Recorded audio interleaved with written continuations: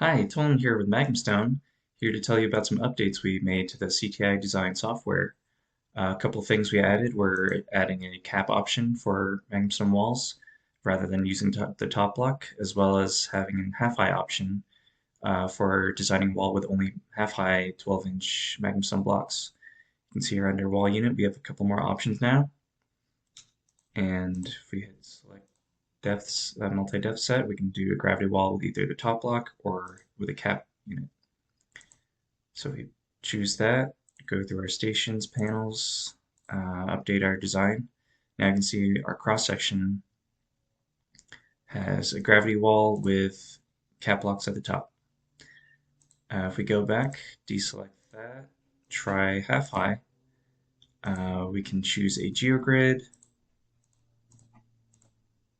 repanelize, and generate a new design. You can see that the half high MagnumStone blocks work similarly, and you can design walls with that now. So hope that helps. If you have any questions or recommendations for the software, please let us know.